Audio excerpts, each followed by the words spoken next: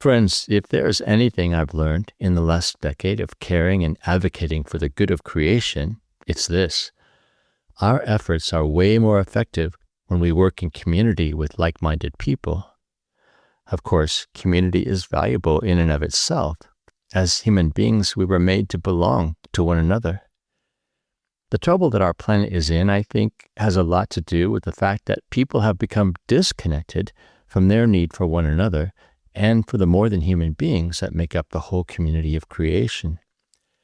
In this episode, my co-hosts James and I will be talking with Stephanie and Wes Vander Lugt about Kinship Plots, a group of people who are seeking to create deeper, more intentional fellowship with one another in the context of the broader community of creation in their particular place. I think you'll find that this conversation will provoke you to examine your own needs for community and maybe give you some ideas about how to better meet those needs. Have a listen.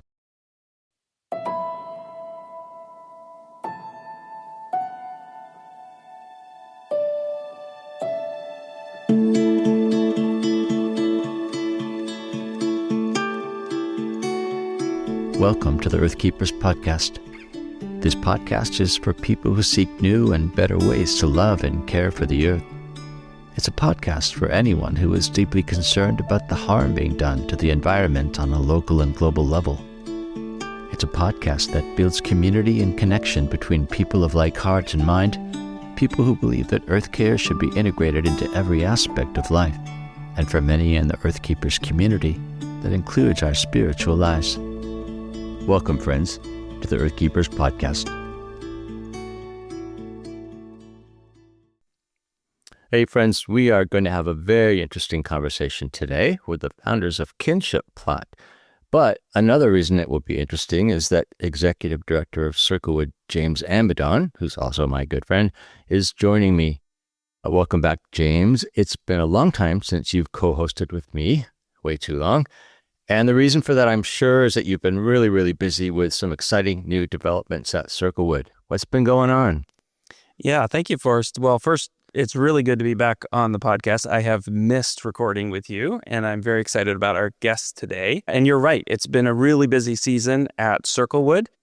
We recently finished our first building from which I am recording this podcast, the Science Center for Ecological Learning out here on Camano Island in Washington. We are able to do on-site programs now, and the summer was full of young people, adults, people coming to visit, come for programs, and we've been building trails and getting oriented to how the building functions as a fully off-grid system.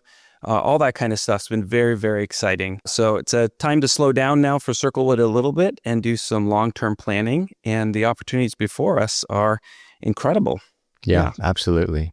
So when I told you that we had the opportunity to welcome the founders of Kinship Plot to the Earth Keepers podcast, you really wanted to be part of that conversation.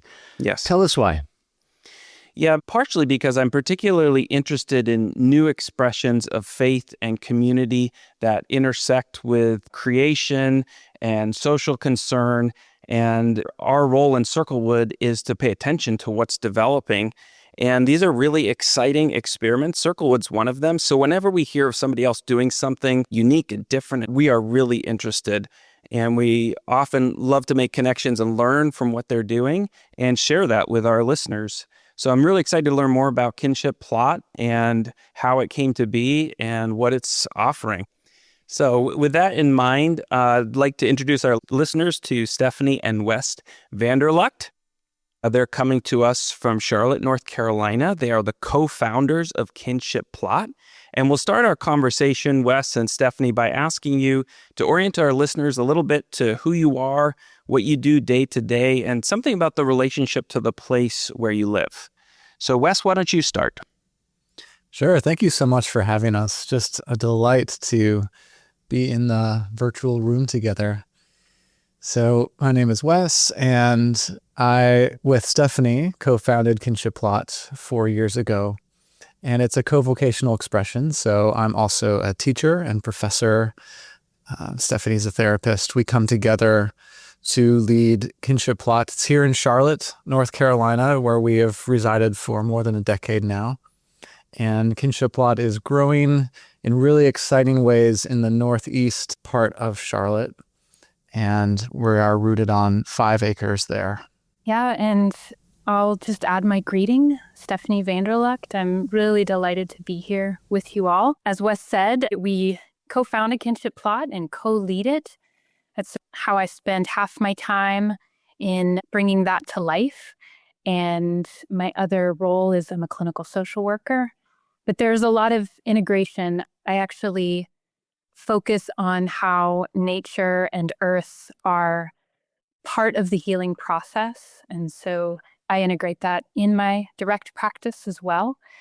And so it's an absolute delight to be here, to be having a conversation, like you said, James, about experiments, because we often call Kinship Plot a living laboratory or a living experiment or an emerging experiment, because we are and have been just trying things without too much to model it after, though there are so many to learn from. And so it's a real joy to be here with you all.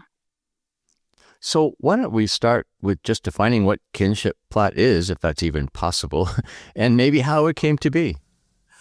Yeah, I'll give it a shot, and then Stephanie can jump in. Kinship Plot is an intentional community that cultivates resonant relationships of every kind. So that means relationship with God, relationship with each other, and relationship with the land and the earth and all its inhabitants, and how all those relationships are interconnected. We started dreaming about this during COVID, of all times, when we were cut off from some of these relationships, although not the earth. We came to love nature preserves during COVID a lot. But dreaming about what it would look like for these relationships to really come alive. And where could we invest ourselves in a place and a community where we can experience and model a different way of being together with God and each other and the earth in a culture and a time when there's so much division, there's so much alienation, and in a culture of speed where we often don't take the time to even reflect on what kind of relationship do I want with this place and with these people and with the divine. And so we took off from there. Stephanie, you want to say a little bit about the beginning of Kinship Plot? Sure. Yeah. And I think you said it well, Wes, that Kinship Plot was born out of a lot of longings, a lot of aches. And we felt them in ourselves. But then as we started gathering people, we heard it from almost everyone else. So we just tried some things, and we were very limited during COVID because it was difficult to even gather people. But we started, and we found a team that said yes to what we were envisioning, which was really unique because some other folks would say, what? What is that? Or, okay, that sounds nice, but how? And we didn't really know. We didn't have a map, but finding other people who said, yes, let's try this and let's take the first step. We actually just started as we were able to, as it made sense as we emerged from COVID, just in our home, in and around our home. And so our first gatherings were in our backyard. The main gardens where we grow most of our food, a number of them are still surrounding our house. And in this community, we turned our yard into a community garden because we didn't know where the larger rooted expression would be. And so we just started doing these things. And one of the ways that we talk about Kinship Plot, because you're right, it is hard to put words around it sometimes, is we love the word plot. And there's a reason it's in that name. And we think about the 3 meanings of plot as a way to understand. So, of course, there's plot as a story, what stories we are participating in, maybe consciously or unconsciously, and then therefore, which stories do we want to begin to tell anew or weave together. That's our individual stories, and then our communal stories, and then, of course, the theological story and the story of the place and the earth where our feet touch the ground. And so that's the first meaning of plot. And the second is as an actual place, as an actual plot of land. And of course, that's exceedingly important. We find that to be unattended, especially in Christian circles or some of the communities where we have found a home before, that's just not really upheld as being as important to discipleship, to our life with God, is where our feet touch the ground and our relationship to ecosystem, our relationship to plants and animals and waters and trees. And then finally, plot as a scheme. We really view it as a way to be plotting together subversively to undermine the plots, the schemes, the evil schemes, really, the forces that are at play in our world that are continuing that story of division and separation and disconnection. And so those three meanings of plot guide us and frame what Kinship Plot is all about. Yeah, I love that. That word community seems to encompass a lot of different modes of participation in the kinship plot sphere. I wonder if you could give us a sense of the many possible ways that community is practiced. Yeah, there's the core community, of course, that is our small team, our board, our wisdom council, those who are joining the team, and then everyone that we invite into Kinship Plot's activities and life together, which will eventually be this intentional community with tiny homes and others living in proximity. Right now it's gatherings at the land as we're gardening together and meeting, but also kind of all over the city, including our home, that we're meeting together as a community to eat together, to work the land and get our hands in the soil together, to learn together. We offer various learning opportunities that also include people all around the world. We've had cohorts with folks joining from all time zones in the US, from the UK, from all over. But the ultimate goal and vision is that we are living in proximity together as an intentional community on the same plot of land, sharing resources, sharing that place. And as we do so, we're learning to be in community with the whole community of creation, all of the living inhabitants of this place, and learning their names and cultivating the ones that have been here for a long time and trying to get rid of ones that are invasive, and building habitats not just for human beings who really need housing, and affordable housing being a big part of our vision, but beautiful housing for all creatures. And what does it look like to create a home together? Yeah, I'm really resonating with the description of what you're working towards. I also resonate with your origin story, because when Circlewood started, we had a little bit of trouble explaining to people what we were doing. And partly it's about discovering as you go. We know we're leaving something behind. We know what we're reacting against and looking for, but what shape that takes often requires a lot of time and patience. And I really admire how you're going about this, because it's a big vision, trying to draw all of this together in a new way. I'm also resonating with the need to find some fresh language for things. And I was thinking about your word plot and how many different ways you can understand that, and thinking about the story aspect of that and bringing it together.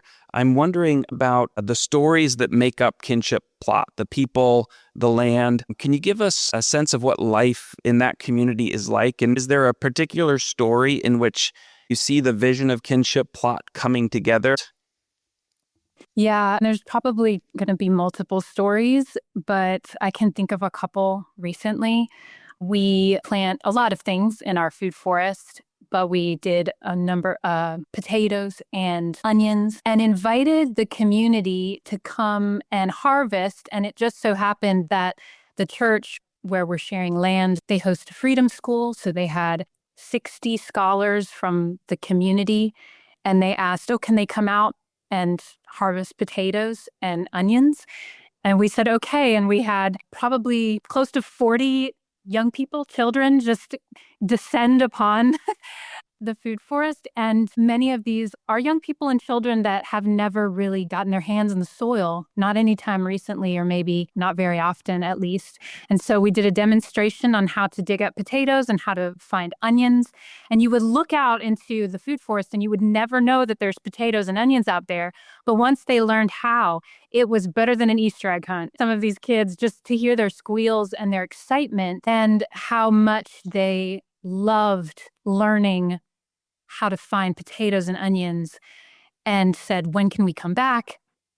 And so that's just a little picture as we open our hearts and open our space to anyone who happens to be nearby to encounter the delights and the abundance of the land. I could tell you story after story of the groups of all ages, generations that come from the community to co-labor. They think they're coming to work, but we often wander around picking and smelling herbs and even doing a little tasting.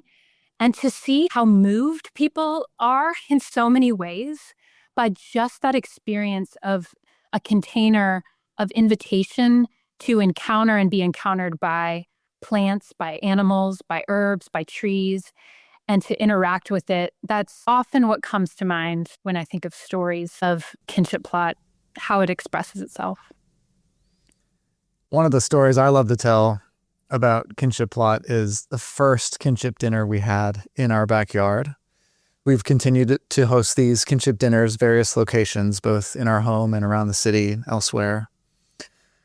But there was such a hunger to gather. This is right after the pandemic.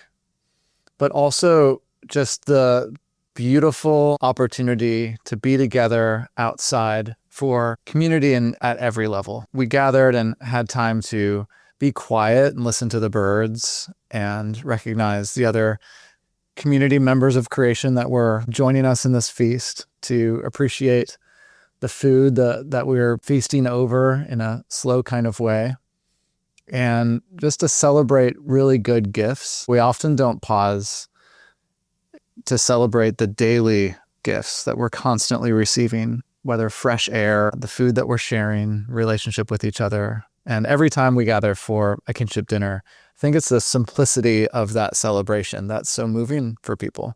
This is not complicated. What we need, resonant relationship with the earth and with each other and with the spirit, and it's there on offer constantly. What you're saying makes a lot of sense, in that in some ways trying to meet these longings that we all have can be so simple. It can be as simple as setting a common table and inviting people to share. And yet I know what you're doing is really hard at the same time. And I think it's helpful for people to know some of the struggles. What's difficult about trying to do this? I mean, you're obviously juggling other responsibilities in your life and trying to cast this vision. What are some of the things that make the work challenging? When we started Kinship Plot, the vision was always to be on a plot of land. And we were on 2/10 of an acre in urban West Charlotte. And some days it was discouraging because we saw the price of land and saw all around us land being gobbled up for highly dense developments. And there were moments when I just didn't believe that we would be able to live into that full vision. To finally be in partnership with a church that has shared our vision and is generously donating this land, leasing over the land for us for free use, is the end of a really long journey, a 3-year journey of looking and praying and longing to find the right spot. But even now, we have land. This is amazing.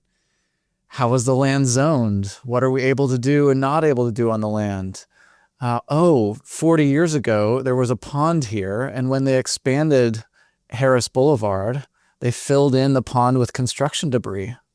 So it's contaminated, and we can't drill a well. So how do you work with the real conditions of the place? And it's a beautiful piece of land, a real treasure right in the middle of the city, but it's wounded, and it's going to take a long time to slowly bring this place to its full life. And to bring ourselves to life there. So recognizing there is a slowness to this journey that we believe in as a value. Slowness, quality over quantity, going at the pace of trust in a relationship. But it can be frustrating as well.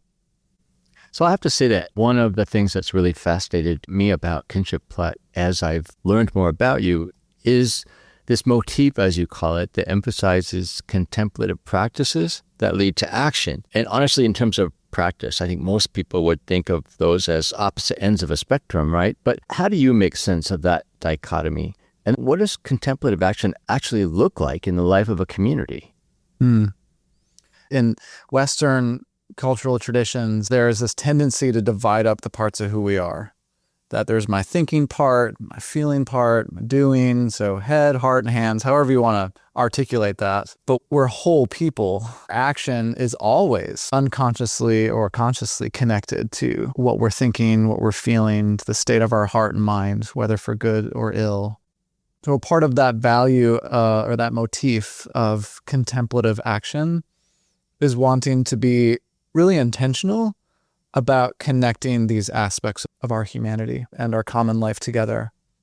And that the most effective action individually and communally comes from deep groundedness and a stable center in our identities, in our relationship with God and each other. So these motifs, like contemplative action, it doesn't equal a particular program per se, but it's an emphasis that weaves through all of what we do and how we approach it. You want to say more about that, Stephanie? Yeah, absolutely.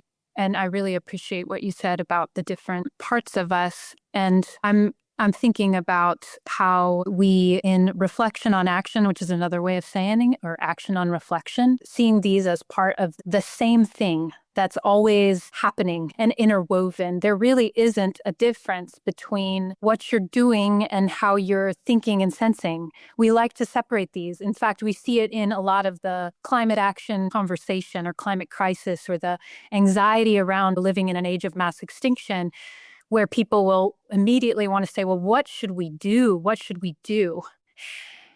And we're doing something even in asking that question anxiously, right? We're always thinking and doing. And so trying to bring those into more dynamic relationship together, that will happen throughout any of our offerings and programmings, even in and with and throughout. I mean, Wes and I were very influenced by a mentor who would stop at regular intervals and whatever was happening and say, what are you learning? What are you learning? And even if there hasn't been some sort of lecture or something, even in the doing, even in the interacting, in the listening to each other, there is a learning, and then that learning and wondering shapes our action together. So that's a little bit of what we mean. And one example of that, when we lead a open garden day, for example, inviting the community to come work with us, rather than just orienting everyone practically, today we are weeding the fruit tree guilds or whatever the case may be. Stephanie will often do this. She'll lead the whole group in a grounding reflection. Let's listen to where we are. Let's look and see who is here and are we fully here? This shows up very much in our apprenticeship. So we run an apprenticeship from May to August, and absolutely it's a very practical, hands-on learning, but we are always reflecting together, beginning, middle, and end, and learning together. We really frame it as this is not about some of us are teachers and others of us are learners, but we are all apprenticing. We are being apprenticed to the land, and we are learning together. And so there's sharing of knowledge, and we're regularly, daily, weekly, and as a whole, reflecting on how we're being shaped and formed by what we're learning, what we're doing, and regularly throughout, wondering, okay, what have we tried? We love to reflect regularly and reframe all the time. Never a failure, always a lesson. So the year when we grew one sweet potato, that was hard because it looked like a failure. And the following year, we grew hundreds of pounds of sweet potatoes. And the land said, here's what you needed to know. And our teachers corrected us, and we reflected and we learned and practiced. So yes, we might call that success, but there was also a gift in the not knowing and the needing to reflect and reorient it and be reformed so that we could be responsive. So it's really clear that the core values that makes Kinship Plot what it is are feeding into these programs and guiding them. One of them that I find really interesting, I want to hear some more about, is your motif of liberatory welcome. That's putting two words together that don't often go together. And I'm imagining it means more than being very hospitable, although that's important. In fact, I'd love to read your description and then get some more thoughts. So this is how your website describes it. Whether we are gardening, creating, learning, or gathering, We believe in open doors and liberatory spaces where all are wildly welcome. This offer of liberatory welcome is often the first step toward recovering resonant relationships, and this includes welcoming all members of the more than human world who are entangled with and enhance our lives. That's a lot to unpack there. Can you do a little bit of that for us? What does it mean to wildly welcome the community around you? I love that word wild. There's multiple resonances there.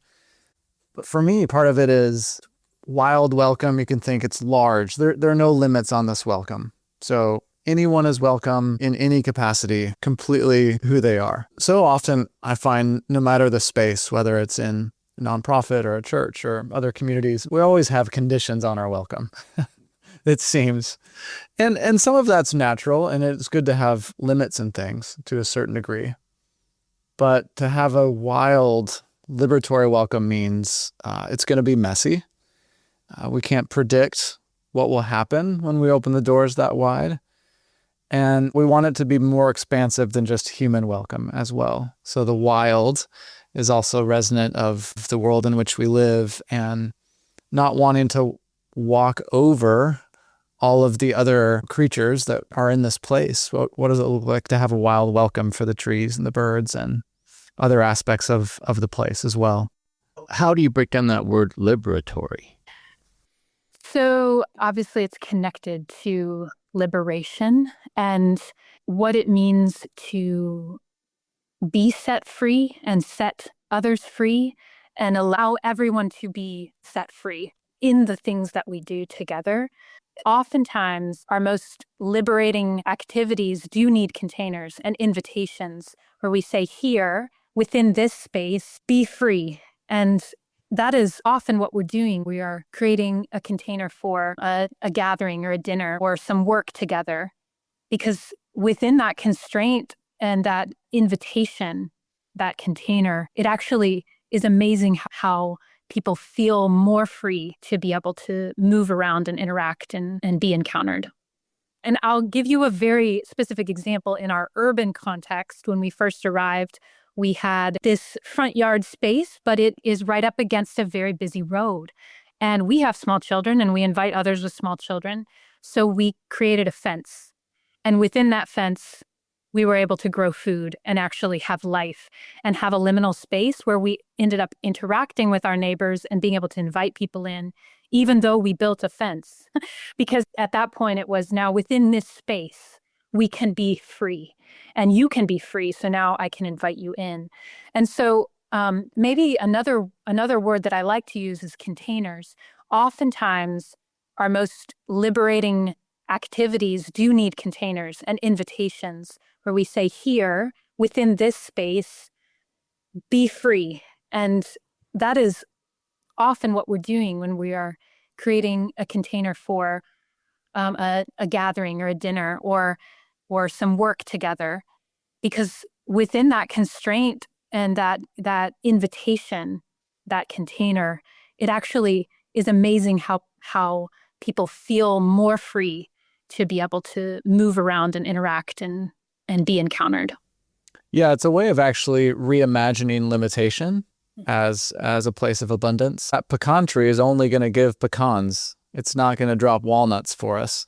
And that's a wonderful limitation. We want it to just do pecans well. So it's recognizing not everyone needs to do everything or be everything, and receiving each member of the community for who they are, not who we want them to be.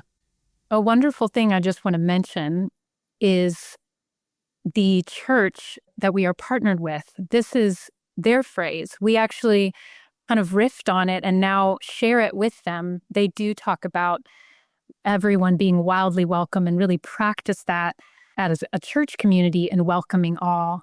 And I think express that in a way that is full of love and care and openness, and coming to relationship together has been incredible because of what I think Kinship Plot brings to that as we incorporate the land and the earth and the place. I'm thinking about liberatory welcome as part of Kinship Plot's work is to create the containers, create the spaces where that kind of work can happen. And I'm wondering, In terms of liberation, what do you think people are needing to or looking to be liberated from? And what do you see people being liberated for? We want people to be liberated from a kind of restlessness, constantly being on the move, rootlessness. It's freeing to be rooted. And you can do that anywhere. You can learn to do that right here in the middle of the city. And wanting people to experience that who live on Kinship Plot, but also guests who just come for one dinner or someone who joins a learning cohort with us, that being entangled with people in a particular place is a good thing. It's how we're created to be. I think I would also love to see people being liberated from the need to control or master. And this is another term that goes with resonance and the teachers of resonance, which is uncontrollability, and how often this is what we've been told to do or taught to do, to control and master the places that we are, master our lives. I can pick up and leave and go somewhere. That'd be a good thing. I can be the master of that. So actually to submit to the places that we are and to release control over that so that we can deeply enter into the places where we live. Yeah, I want to pick up on that idea of submitting to place. I think what you also mean by that is submitting to people, right? Submitting to the community of that place. And that community is widely defined. And in fact, I think that whole idea of connection, of relationship is really core to your ethos. It involves relationship between people and people, between people and their places, between people and the whole community of creation. Knowing what I've been able to glean about your community, I've tried to imagine what it might be like to be part of it. And when I do, I get this intuition, this feeling that there's this other level of relationship that maybe isn't overtly stated as a core purpose, but it's nevertheless at the heart of the Kinship Plot ethos, I'm thinking. And that is the cultivation of loving relationship between a person and their very selves. What I mean by that is living and learning and loving in community the way that you do, I'm guessing has to inevitably move individuals to take an honest look at their own lives, their histories, their vocational decisions, their motivating values, and their worldviews, really. And I can't help but think that living the way you do, a person might also come up against deeper needs that they perhaps aren't aware of and yet are unconsciously acting out of. Now, am I just projecting what I want to be true, or is that in fact something that you see happening among the folks involved with Kinship Plot? Yeah, absolutely. We probably should make that more overt. I love that. And it is so fundamental. And I mean, personally, as someone who works with individuals toward healing, it's exceedingly important and fundamental. And a lot of the imagination that we want to cultivate when we're talking about relationship is very connected to systems thinking, right? What is our role in this community, in this system? And actually, in working with individuals, we also are systems inside of ourselves. And oftentimes have had ways of being in the world that actually harm us or are causing us distress because there is some part of you that's taking the lead rather than you. So even seeing ourselves as a system and inviting that kind of reflection, even as we're on our knees together, weeding. I mean, there is nothing that leads to some really deep conversation like working together, like co-laboring together. And almost always it leads to people being healed by each other and then finding that for themselves. So that is absolutely key. Each human, each soul is so precious. Being open to receive each one and who they are, the little system that they bring. Hopefully their experience with Kinship Plot does lead to personal healing for them.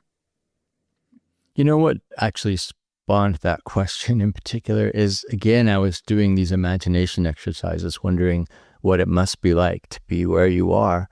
And it really caused me to get a little achy in my heart, right? I just thought, oh my gosh, what is it about what they're doing that strikes me as so beautiful and strikes me as something I long to be part of, something like that, right? And when I stop and think about that, I realize that what that is this longing for community, this need to belong, this calling to be part of something more.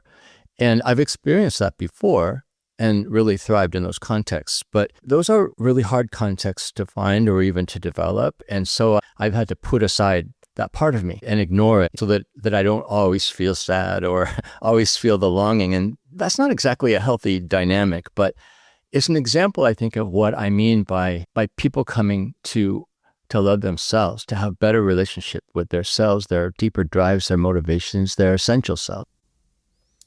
I find too that often people are just longing for a space to give and receive stories.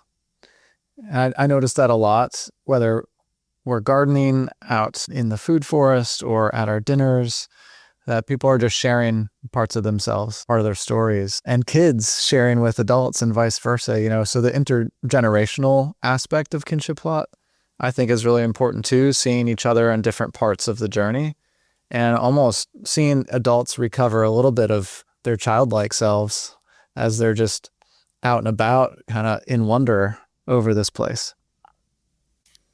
Yeah, I can see that a key theme of Kinship Plot and a key theme of this conversation is belonging. And I'm imagining so many of our listeners just feeling that same ache that Forrest articulated, that we all have this deep desire to belong to a place and belong to a people and feel that sense of rootedness in which, as you've articulated, you actually are more free to be yourself, to be part of something.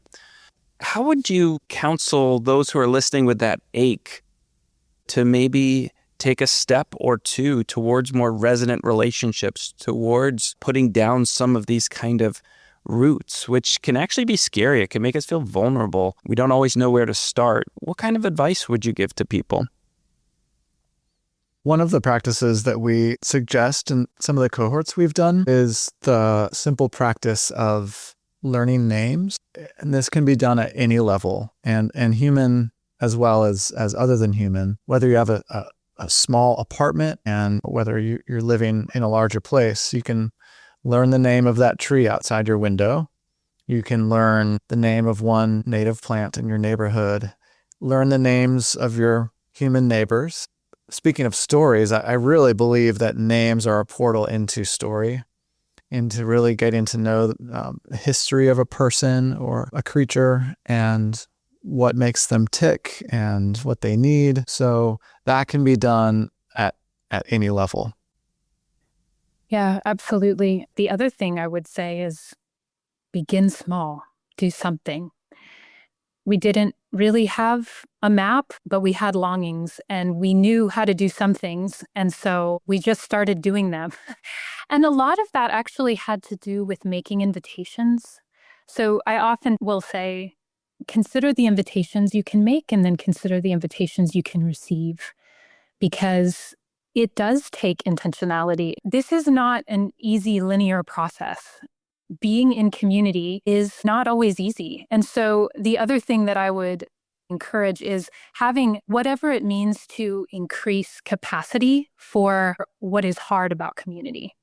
Well, what do we need to become more skillful at as a modern disconnected people in order to stay in community? What do we need to grow in terms of relational skills in order to not just start, but actually stay and really cultivate those communities? I really do think as sort of modern displaced Western people, we've inherited generations of losing many of those skills. So I think that is also at play. I think another factor there of what you're talking about, Stephanie, is just the sheer pace of our lives. And I think in order to experience rootedness and belonging, there has to be some rhythm in our lives of stopping and standing still. It's like the Sabbath tradition. And I love how Mary Oliver puts it. She says in her instructions for living a life, it's all about standing still, paying attention, and then being astonished and telling about it. But it's that standing still that many of us skip over that step. We just pay attention along the way as we're going about our lives business as usual. And I think that's deeply countercultural. Speaking of counterculture, I'm sure that Kinship Plot as a community is aware that they are living in ways that are counter to the dominant culture around them, obviously in North America, but I would say just Western culture in general doesn't share these kind of values that we're talking about. For that reason, I think a lot of people are paying attention to what you're doing, and that includes Circlewood. We're watching what you do with fascination and hope. I wonder, what impact do you hope Kinship Plots might have for the greater good? Or is it enough just to focus on the community of your place at this point? I would hope that paying attention to the community of our place does contribute to the common good. And hopefully, as you said, inspires others to practice that in their own places. From day one, we've had folks, even before we really knew anything of what we were doing, not that we do now, but even from day one, I remember the first emails. This is interesting. How can we do this in Michigan? And I thought, I have no idea. I don't live in Michigan. But knowing that in submitting to our place, these people, this story, no one can shortcut that work for us. We can't buy a toolkit that will make that happen. So I think that comes to mind. Yeah, I think in some ways we want to do what good artists do, which is focus on one thing, making one thing beautiful, explore one metaphor, trace out this one melody. And by focusing on the beauty of that particular, it becomes this sort of universal inspiration. Good artists aren't focusing on everything, right? And so in some sense, it's like perhaps by some act of grace, we can be for the greater good by being for this smaller good right here in this place. Yeah, I think what you've said is really important. You can't franchise this work. You can't put it into a toolkit and just ship it off somewhere else. What you can share is the values, the process by which imagination and place looks in these different places and with different communities. And that's the joy of seeing things like Kinship Plot and other communities popping up all over the place. People's imaginations are beginning to be unlocked. And there's a commonality between Circlewood and Kinship Plot, but our expressions look very different.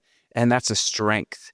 And that's freedom. That's freedom to say, whoever you are, wherever you are, there's good work to be done. And it's your task and your joy to figure out what that looks like where you are. But it could look like so many different things. And I find that exciting, even if a little daunting. But I think it can be freeing to people who think, oh, look what they're doing and we can't do that. Well, maybe you can't, but there's something you can do that's only yours and your communities to do.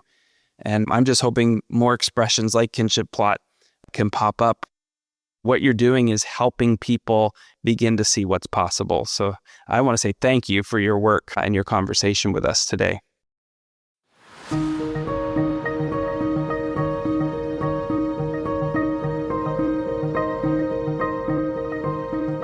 So that was Wes and Stephanie Vander Lugt of Kinship Plots. You can find out more about their work in the show notes and by going to their website at kinshipplot.org. I don't know about you, but hearing about their bold experiments and living life together really got me thinking about my own need for community. Here at Circlewood, we're exploring what community might look like in our particular place on Camino Island and asking ourselves how we might nurture the development of purposeful interconnections with people of like-hearted mind, but also how can we foster a loving relationship with the whole community of creation, human and more than human alike. It would be great if we could just copy the example of Kinship Plot, but we've learned by now that however we build frameworks for belonging has to take into account the particularities of our unique place here in Island County. Likewise, Circlewood is working with other communities to help them discover their own unique place-based ways to live together with a community of creation in their particular places especially. So my hope is that this episode provokes some questions in you. I mean, if you take an honest look at your own life, how are your needs for belonging being met, or are they? What might place-based community look like in your place? And importantly, what are some proactive steps that you might take to cultivate or even initiate intentional communities of purpose and belonging where you live? I've put those questions in the show notes, and let me encourage you to take them with you in the coming days and just see what emerges. You might talk them over with people you know. You might also contemplate these questions when you spend time in creation to see what the more than human beings in your local ecologies might have to tell you. Now, as always, we'd love to hear from you about what you're learning and about new things you're trying in the realm of earthkeeping. Just shoot me an email to earthkeepers@circlewood.online or record a brief message on your phone and send me the sound file. We might just share your perspective in a future episode. Friends, as a dispersed and global community of earthkeepers, we're all in this together, and we have lots to learn from each other.